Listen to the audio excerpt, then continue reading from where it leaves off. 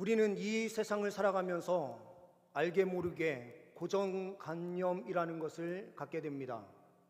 삶의 배경에서 생겨날 수도 있고 여러 가지 우리의 삶 속에서 공부하는 것, 그리고 사람을 대하는 만남에서 다양하게 그 고정관념이 만들어질 수 있습니다.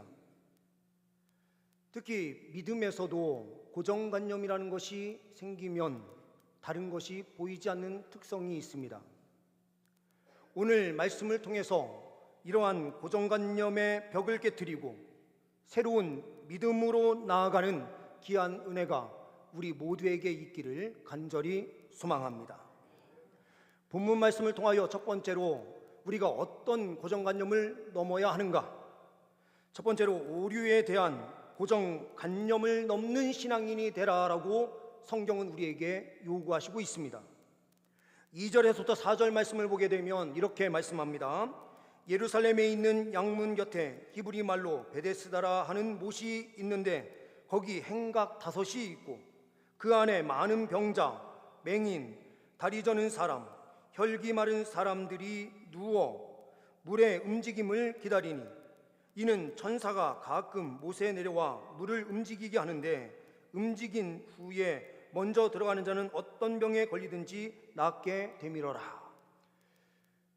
오늘 이 이야기는 가로로 쳐져서 3절 마지막 부분에서부터 4절에 가로로 되어 있어요. 이것은 하나님의 진리의 말씀이 아니라 이 이야기는 팔레스타인 동쪽 지역에서 팽배하게 말이 있었던 전설과 같은 이야기예요. 팔레스타인 동쪽 지방에 이런 이야기가 있었습니다. 새해에 천사가 어떤 지역의 물을 동하기로 예정되어 있으며 이때 제일 먼저 그 물 속에 들어가는 자는 병에서 노임을 받게 된다라고 하는 속담과 같은 이야기들이 삽시간에 퍼지기 시작했습니다. 이 베데스다 지역이 어떠한 지역인지는 명확하게 알 수 없지만 예루살렘 안에 한 지역에 온천수가 흐르고 있었던 거예요. 간헐천이 있게 되는데 이 간헐천에서 어떠한 날에 가스가 분출을 하든 어떤 현상에 의해서 뜨거운 수증기가 함께 올라오든 하면서 갑자기 물기둥 같은 것이 폭발하듯이 촥 올라오면서 물이 확 움직이게 되는 겁니다. 그때에 가장 먼저 그곳에 들어가는 사람은 무슨 병에 걸렸든 다 치료된다 라고 하는 이야기들이 있었던 거예요. 과학이 발전되어 있지 못하던 시대에 어떤 현상에 의하여 그런 것들이 펼쳐지는지 알 수 없으니 사람들은 뭐라고 설명했는가? 천사가 그때 내려와서 그곳에서 목욕을 하고 가는 우리 선녀와 나무꾼과 같은 그런 이야기의 거리가 있었는지는 모르겠으나 뭐 때문인지는 몰라도 천사가 그곳에 왔다가 가기 때문에 그런 현상이 있다라고 하는 말이 있었던 거예요. 오늘 이 말씀 속에 있는 사람들이 어떠한 사람들입니까? 다는 아니겠으나 대부분의 사람들이 하나님의 자녀다라고 말하는 유대인들이 이 자리를 대부분 차지하고 있었을 거예요. 신앙인들 가운데도 이런 오류에 대한 고정관념이 생길 때가 있습니다.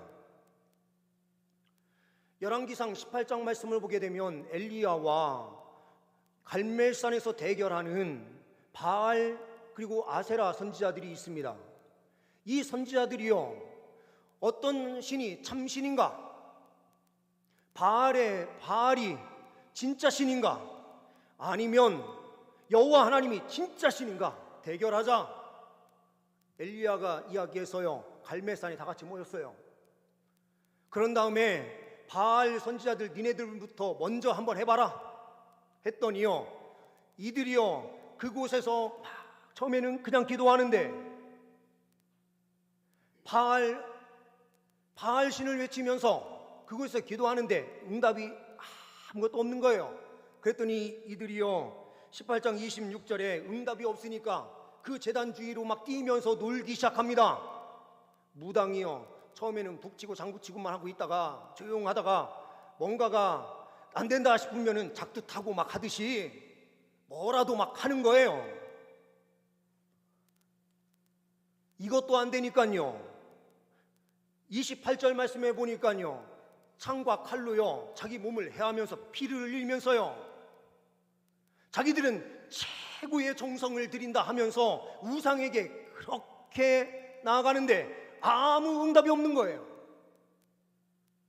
그때에 엘리야는 어떻게 합니까?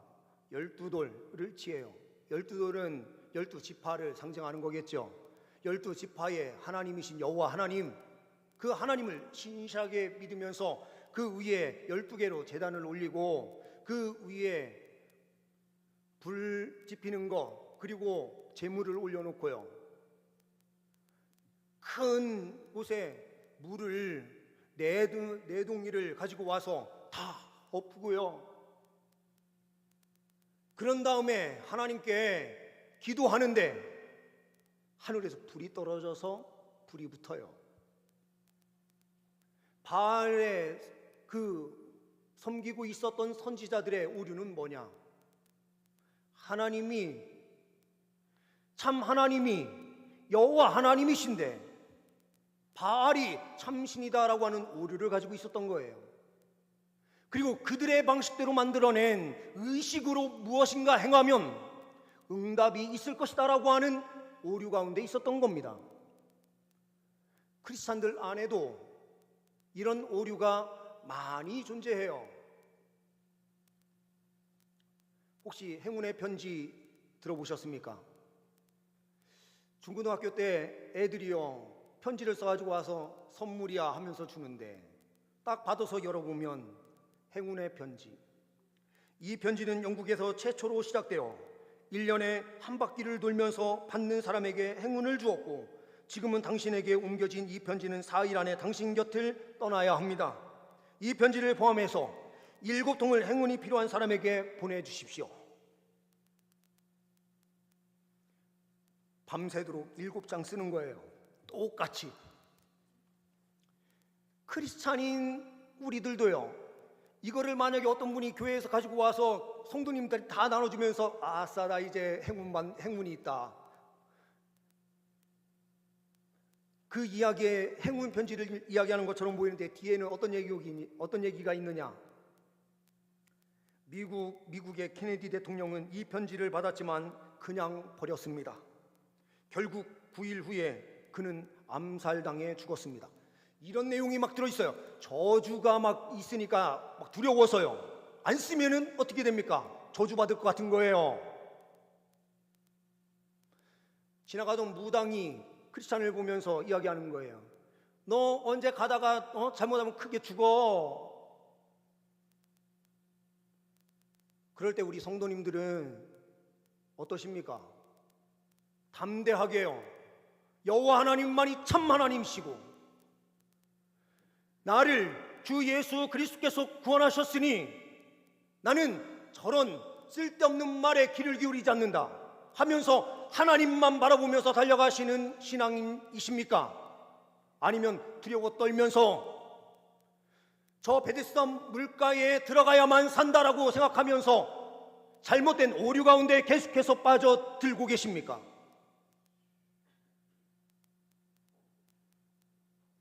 크리스찬들 안에 얼마나 큰 오류가 있습니까? 오늘 우리가 예배를 드리는데요, 11시 30분 예배만이 예배입니까? 아니면 9시 30분에 드리는 예배가 예배입니까? 아니면 오후 3시에 드리는 예배가 예배입니까? 아니면 오늘 새벽 5시 30분에 드린 새벽 기도회만이 예배입니까? 어떤 분들은 간혹 또 이런 질문을 하실 수 있을지 모르겠습니다.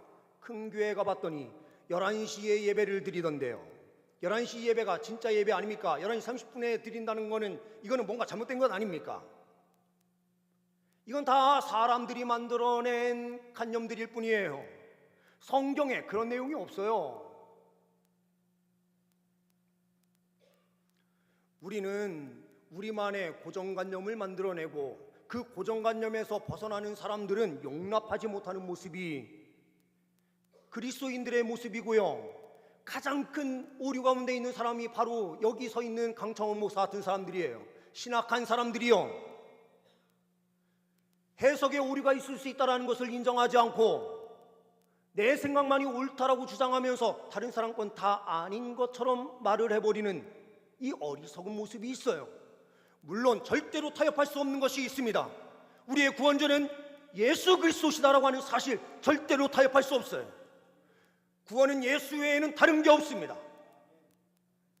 그런데 우리는 많은 부분에서 열려져야 돼요. 우리만의 고정관념으로 그 사람의 신앙을 판단하는 자리가 아니라 늘 항상 사고의 폭을 넓혀서 많은 사람들을 주님께로 인도하는 일에 더욱더 사랑으로 품는 모습으로 달려갈 때에 진정한 신앙인이 될 수 있습니다. 이 시간 주님께서 우리 가운데 함께하여 주셔서 열린 마음을 주심으로 오류를 뛰어넘어 하나님 말씀 앞에 진실하게 다가가는 우리의 모습이 될 수 있기를 소망합니다. 두 번째로는 경쟁에 대한 고정관념을 넘는 신앙인이 되십시오라고 우리에게 말씀은 요구하십니다.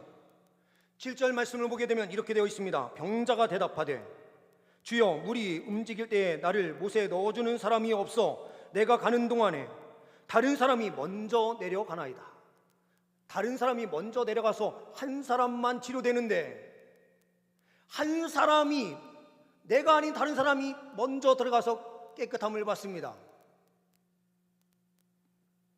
한번 생각해 보세요. 몸져 누워있는 사람은요, 누군가가 함께 있어야 되는데 물이 언제 움직일지 알아요. 그 사람을 옮겨줄 사람들이요 같이 붙어가지고 몇 사람이 같이 있어야 되는데 그럴 시간이 어디 있어요. 그러면 건강한 사람이 후딱 뛰어들어가서 물에 확 들어가겠죠. 1등만이 살아남는 세상이라고 말하는 게 바로 오늘 말씀에 기록된 이 사고예요.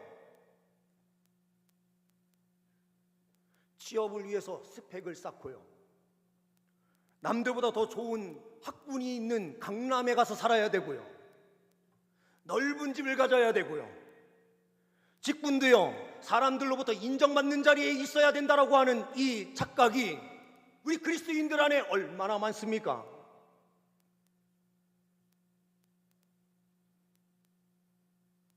(1등만이) 살아남는다라고 하는 것은 세상이 만들어낸 개념이에요. 하나님께서는요 그런 것을 우리에게 말씀하신 적이 단 한 번도 없어요. 하나님께서는 하나님을 믿고 예수 그리스도를 믿는 자는 다 구원을 받고 다 똑같이 하나님의 자녀가 되고 하나님의 은혜를 똑같이 누린다라고 성경은 이야기하고 있어요. 그런데 이 세상은요 죄된 본성 가운데 있다 보니 자꾸 무엇을 요구하느냐? 1등만이 살아남는 세상이 되고 그 1등에 올라간 사람이 최고야. 그 자리에 올라가지 못한 사람은 다 나고자고 실패한 인생이다라고 바라보는 관점이 이 세상의 관점인 거예요. 그런데 믿음의 사람들이요 이 일에 함께 편승을 해서 함께 달려가요. 믿음의 사람은요 믿음의 여유를 가져야 되거든요. 우리 자녀가요 이 이야기를 하면은 떨어지라고 하는 이야기처럼 들으시면 또 안 돼요. 저는요 우리 자녀들이요 잘 됐으면 좋겠어요. 그 마음 전 변치 않아요. 그리고 우리 성도들의 삶이 복된 삶이 있기를 저는 늘 항상 기도해요. 그런데요 혹시라도 우리 자녀가요 원하는 대학에 못 들어가요. 그럴 때에도요 우리는 믿음의 여유가 있어야 되죠. 어떤 여유요? 하나님께서 뜻이 있어서 그러신 것이니 하나님께서 우리 자녀의 인생을 반드시 책임져 주신다. 이 여유를 갖고요 세상 경쟁의 방식이 아니라 주님의 사랑을 품고 모든 사람을 가슴에 품고 사랑하면서 함께 달려가는 모습이 필요한 거예요. 경쟁을 가속화시키는 일에 크리스찬들이 함께 동참하고요, 집값 오르게 하는데 함께 동참하고 하는 것이 아니라 세상 경쟁 방식이 아닌 하나님 말씀으로 엎드려서 실천하는 믿음으로 달려갈 때에 하나님의 백성들은 말씀 안에서 승리할 수 있는 것입니다. 오늘 이 자리에 있는 병자들이 그 경쟁에 함께 동참하고 있어요. 그런데 예수 그리스도께서 찾아오셔서 그를 만나주시는 순간 경쟁이 필요 없는 거예요. 예수님을 인격적으로 만나는 순간 치료와 회복이 펼쳐지는 것이고요, 물속에 들어가는 방식이 아니라 주님께서 함께 하실 때에 역사가 베풀어지는 것입니다. 우리도 세상 방식으로 달려가는 것이 아니라 믿음 가지고 주님만 신뢰하며 달려가는 은혜가 있기를 소망합니다. 세 번째로는 절망에 대한 고정관념을 넘는 신앙인이 되십시오라고 우리에게 말씀은 요구하시고 계십니다. 5절 말씀을 보시게 되면 거기 38해 된 병자가 있더라. 38년이라고 하는, 이 자리에 대부분 다 38세 이상 되신 분들이 대부분이실 것 같지만 38세가 되지 않은 분들도 있으실 건데, 여러분들이 살아온 인생보다 더 긴 시간을 병을 앓고 있는 환자가 있어요. 이 사람은요, 그 뼛속 깊이 어떤 생각이 자리 잡고 있느냐, 나를 저곳으로 옮겨주는 사람이 없어서 저는 낫지 못합니다. 그 실패의 자리에서 38년을 경험하면서 그는요, 나는 나을 수 없어, 누군가가 나를 옮겨줘야만 되는데 라고 하는 이런 생각으로 계속해서 그 자리에 머물러 앉아 있는 거예요. 그런데 주님께서는 뭐라고 말씀하십니까? 8절 9절 말씀에 예수께서 이르시되 일어나 내 자리를 들고 걸어가라 하시니 그 사람이 곧 나와서 자리를 들고 걸어가니라.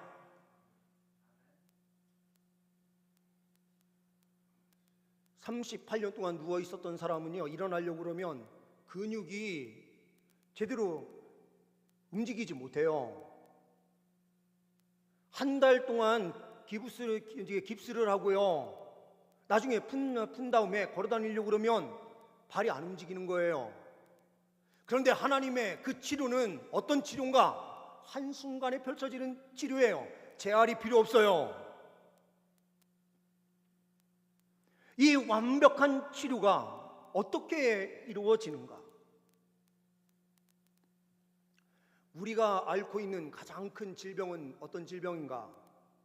절망이라고 하는, 나는 할 수 없어라고 하는 이 생각으로 해요. 38년 긴 세월 흘려보내는 사람인 거예요. 38년을 기도했는데 응답이 없어요. 오랜 세월 신앙생활하는데 응답이 없어요. 이런 분들 많이 계실지 모르겠어요. 과거의 생각에 돌아가서 우리는 이렇게 생각합니다. 38년 전에만 내가 돌아가면, 그때 내가 이런 행동을 하지 않아서 내 몸이 건강하면 내가 다른 인생을 살 건데 라고 생각을 해요. 항상 과거로 돌아서 38년 전에 머물러 있는 소망 자리에 있는 거예요.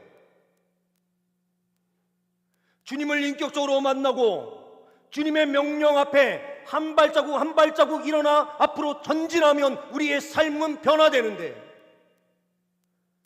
하나님 말씀 앞에 순종하는 자리가 아니라 과거 38년 전의 자리에 돌아가서 가만히 있는 거예요. 우리가 지난주에 행복 축제를 했어요.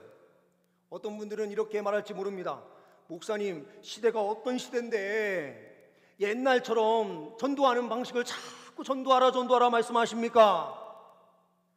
이 시대는 옆집 사람들도 모르는 그런 시대를 살아가는데 전도할 사람이 어디 있습니까?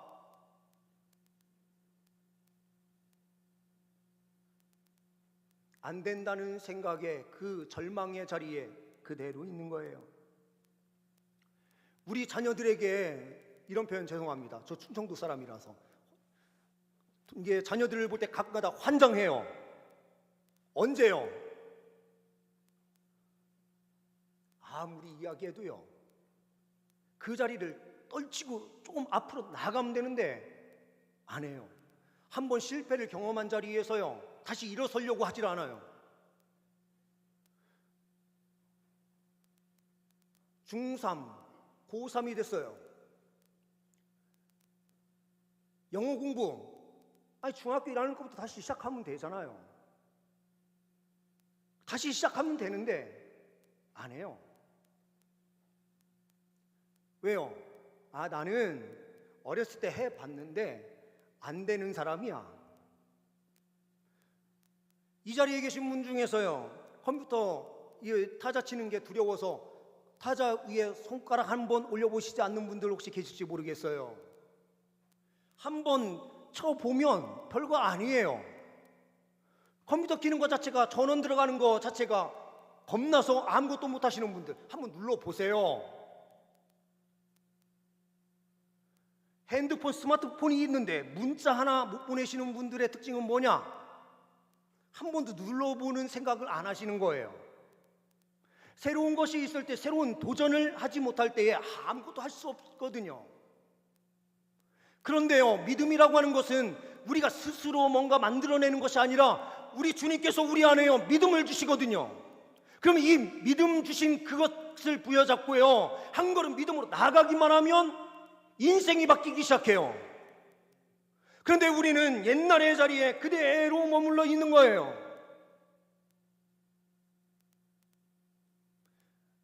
38년 전에는 열심히 제가 신앙생활을 했습니다. 과거로 돌아갈 것이 아니고요, 이 자리에서 회개하고 이 자리에서 시작해야 새로운 은혜가 시작이 되는 거예요. 38년으로 우리가 어떻게 돌아가요? 시간을 거꾸로 되돌릴 수 있습니까? 우리가 타임머신을 타고 그 자리에 돌아갈 수 있습니까? 없어요. 그 이야기를 하는 것은 이 자리를 포기하는 거예요. 우리의 삶을요 지금부터 하나님 앞에 서는 그날까지 남아있는 그 시간을 포기하는 것과 똑같은 거예요. 주님께서 우리에게 찾아오셔서 일어나라, 네가 누워있던 그 자리를 들고 걸어가라 라고 명령하는데, 주님, 저는 38년 전 기억이 있다니까요, 이렇게 이야기하는 거예요.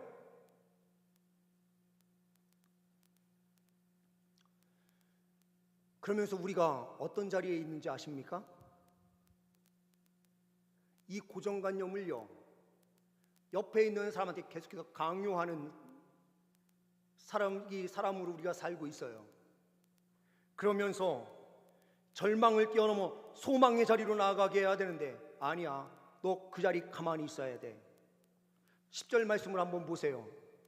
유대인들이 병 나은 사람에게 이르되 안식일인데 내가 자리를 들고 가는 것이 옳지 아니하니라. 너 움직이면 안 돼, 오늘 안식일이야. 자리 들고 일어나면 안 되지. 아니, 사람 살리는 게 더 중요하지. 치료돼서 회복되는 것이 더 감격 있고 기쁨이 있는 것이죠. 그 안식일에 함께 기뻐하고 즐거워하는 것이 진짜 인생인데, 남 잘 되는 걸 보지 못하는 사람들의 모습이 이 유대인의 모습이에요. 말씀으로 정죄하면서 아니야, 안식일에 움직이면 안 돼. 딱 일어나려고 하는데 스톱. 노 안 돼. 주일은 아무것도 하지 말고 조용히 있어. 회복돼서 일어나는 사람들에게 함께 격려하고 박수를 치지 못하고요,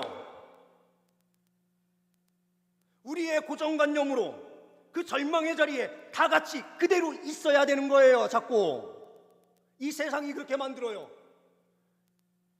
뭔가 해보려고 할 때에 아니야, 돈 많은 사람들이 할 수 있게 만들어야지. 이 세상은요 다 어떤 식으로 가느냐, 우리가 코로나19 때 다 봤어요. 전 세계가 어떤 모습으로 돌아가는지 봤어요. 백신을요 구하는데 그 백신이 어디에서 남아둡니까? 선진국에서만 남아돌고요, 저 가난한 땅이었던 그런 땅들에서는요, 백신 구하기가 하늘의 별 따기였어요. 중국에서 만든 가짜들이나 받으면서 기뻐하고요, 그렇게 만들었어요. 이 세상이 다 그 모양이에요. 그런데 우리 신앙인들, 하나님을 주로 고백하고 예수 그리스도를 나의 주로 고백하는 사람들은요, 우리 모두가 주 안에서 하나고요, 같아요. 물질로 그 사람을 판단하는 것이 아니라 우리는 예수의 자녀로 그 안에서 함께 기뻐하고 즐거워하는 공동체가 돼야 돼요. 세상과 다른 관념을 가지고 우리의 고정관념이 아니라 하나님의 말씀의 기준에 우리의 고정관념을 떼어부수고 하나님 말씀 앞에 순종하는 길로 한 걸음 한 걸음 나아갈 때에 우리가 살아가는 이 세상은 변화될 수 있고 이 땅은 구원받은 하나님의 사람들로 더욱더 많아질 수 있습니다. 미시나라고 하는 게 있었어요. 율법을 자기들이 랍비들이 모여서 해석을 하는데요, 6개의 큰 단위를 만들어요. 농업, 씨 뿌리는 거에 씨 뿌리고 뭐 하는 이런 절기들에 따라서 하는 의식들, 축제, 여성들, 손해에 대한 배상, 그리고 성물, 정결 예식 해서 6개의 큰 틀로 만들어 가지고요, 그 밑에 63개의 소 단위로 항목을 만들어요. 그리고 그 밑에 다시 524개의 장으로 만들어서 규정을 만들었어요. 그래서요, 뭐가 안식일을 어기는 거냐? 다 벗겨진 쌀이 있으면 그 쌀은 집어먹으면 아무 문제 없는데, 가다가 이삭을 꺾어서 이삭을 손에 비벼서 먹는 행동은 비비는 행동이 일하는 것이니 그것은 안식일을 범하는 것이다, 이렇게 해석을 하고요, 하나님 말씀에도 없는 해석을 갖다 붙이면서 계속해서 사람들을 그 절망의 자리에, 율법이라고 하는 죽을 수밖에 없는 자리에 계속해서 머물도록 만들고 있는 게 바로 유대인들의 모습이었어요. 랍비들의 모습이에요. 그런데 우리 그리스도인들의 모습은 어떠해야 합니까? 재단하는 자리가 아니라 하나님의 말씀을 가슴에 품고요, 우리의 부족함을 인정하면서 진심으로 회개하는 자리에 서면 다른 사람의 죄가 보이지 않아요. 하나님께서 우리에게 주시는 은혜가 보이고 일어나 걸어가라 라고 명령하시는 하나님의 말씀만이 보이는 거예요. 하나님 명령 앞에 우리의 자리를 쳐내고 일어나서 한 걸음 나아가는 신앙이 될 때에 진정한 승리의 신앙이 될 수 있습니다. 이 승리하는 그리스도인들이 우리 성도님들의 삶이 될 수 있기를 소망합니다. 기도하십니다. 하나님 아버지, 말씀을 통하여 우리의 고정관념을 뛰어넘어 믿음으로 나아가기를 요구하시는 하나님의 말씀을 보았습니다. 말씀 앞에 순종하는 우리의 삶이 되게 하여 주시고 주 안에서 승리하는 죄 백성들 다 되게 하옵소서.